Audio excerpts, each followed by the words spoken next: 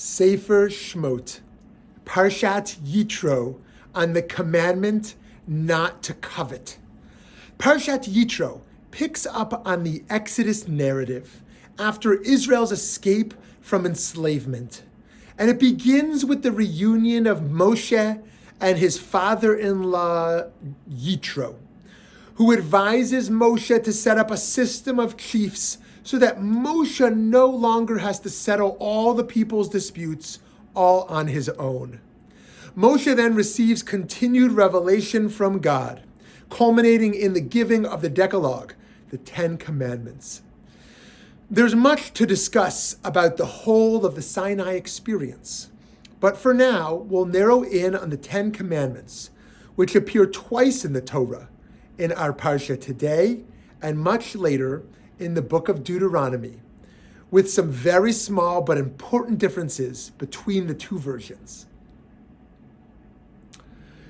The first of the 5 commandments in the 10 set the parameters for the relationship between the people and God, Ben Adam Lamakom, such as the keeping of Shabbat and refraining from making idols, while the remaining 5 govern the people's relationships amongst each other, Ben Adam Lechavero, forbidding murder and adultery and stealing, just to name a few.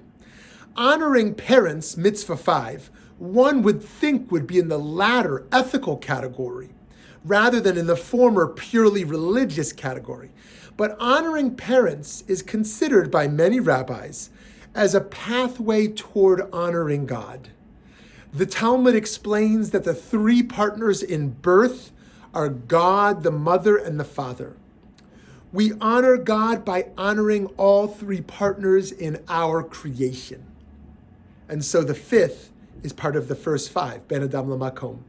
One commandment of particular interest as we contemplate our pursuit of justice, though, is the last commandment on the list, Lo Tachmod, do not covet. The full verse reads, Lo Tachmod Beit Reyacha, Lo Tachmod Eshet Reyacha, Ve'avdo, Ve'amato, Ve'shoro, Ve'chamor, Ve'chol Asher L'Reyacha. You shall not covet your neighbor's house. You shall not covet your neighbor's wife, or his male or female slave, or his ox or his ass, or anything that is your neighbor's. Here, friends, we see that the concept of coveting corresponds to the desire for what someone else has, specifically what they have. In today's terms, you would want their house, their car, their spouse, their image. It can also be said that all the other commandments stem from the prohibition against coveting. One who desires what belongs to others is much more inclined toward theft, adultery, and the like.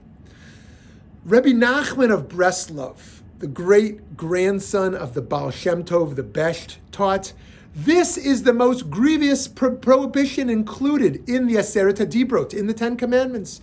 Do not covet. Coveting itself is strictly forbidden. This is because by coveting, one can rob another's money as well as the souls of his sons and daughters. So from this perspective, we can see coveting as the root of much, if not all, injustice.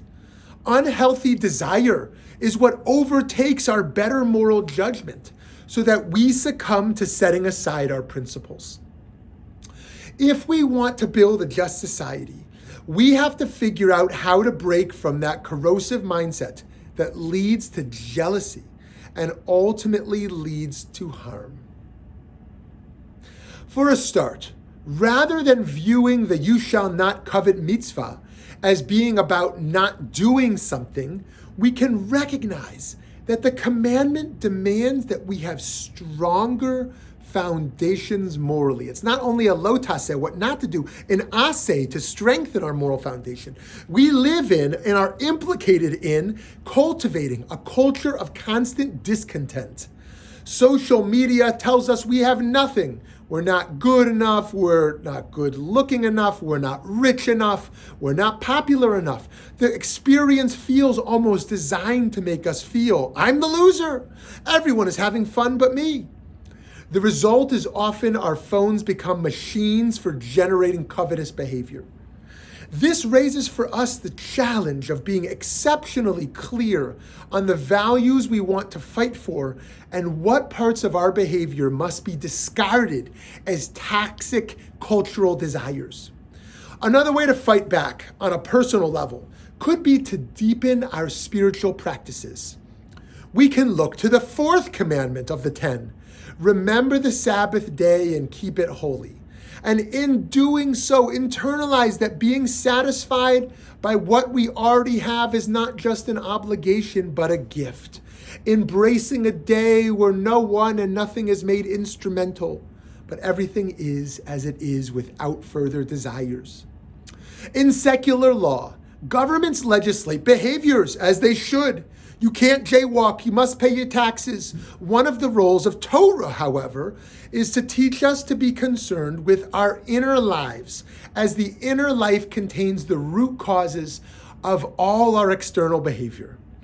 The Torah is therefore impactful on a personal level by caring about our desires and our inner world. Rav Avraham ibn Ezra, a 12th century biblical commentator, comments on the "you shall not covet" mitzvah on how we must train ourselves. He writes, many people are amazed at this commandment. They ask, how is it possible for a person not to covet in his heart all beautiful things that appear desirable to him? Every intelligent person must know that a person does not acquire a beautiful woman or money because of his intelligence or wisdom, but only in accordance with what God has apportioned to him. He will therefore be happy with his lot and will not allow his heart to covet and desire anything which is not his. He will therefore trust in his Creator, that is, that his Creator will sustain him and do what is right in God's sight. In the activism realm, spirituality can strongly enhance social change movements because the changes that we invite to take place within ourselves can then inform the actions we choose to take. Who would even know if we are feeling covetous? This commandment is about the integrity of the activist in relationship with God, to know what is making them tick. What drives me in my social change work? How can I take a cheshbon nefesh, a self-accounting? A movement driven solely by a non-spiritual desire for equity can be effective to a certain extent. However, if there isn't something deeper, something more essential driving it, we don't see the responsibility toward justice demanded by the full human being and their full inner world. It can almost be a sign of love from God to say to those we're obligated toward, I don't just care about what you do, I care about the entirety of you. Our activism cannot be fueled by a desire for popularity or riches.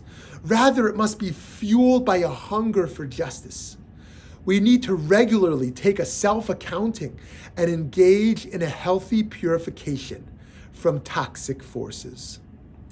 And while we recognize and embrace the use of this commandment in our striving to live morally, we also see how this coveting is one of the main drivers of injustice.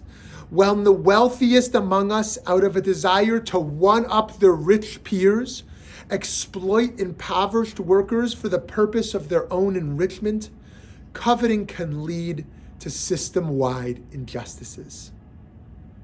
And so in general, as we try to build a community of justice and a culture of respect, perhaps one of the problems brought forth by coveting is dehumanization of our neighbors. If we don't view a person through their own God-given dignity, we wind up viewing them through the lens of what they possess. So suddenly we come to view people not as ends in themselves, instead ascribing them a worth based on what they have.